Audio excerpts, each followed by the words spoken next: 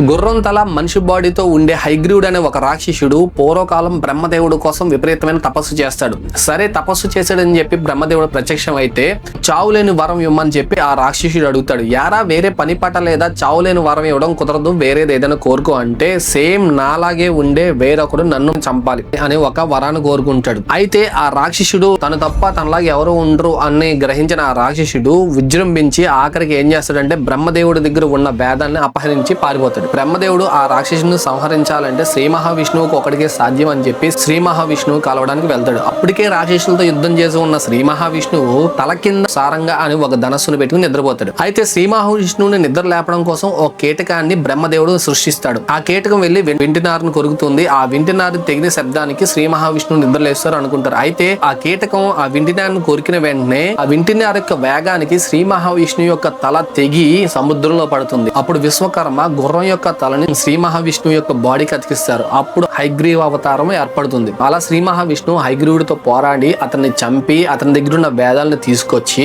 ఆ వేదాలకు అధిపతిగా బ్రహ్మదేవుణ్ణి, జ్ఞానానికి అధిపతిగా సరస్వతి దేవిని నియమించి విష్ణుమూర్తి యథాస్థితికి వచ్చేస్తాడు. అందుకే జ్ఞానం కావాలంటే హయగ్రీవుణ్ణి ప్రార్థించాలని చెప్పి మన పెద్దలు చెప్తారు.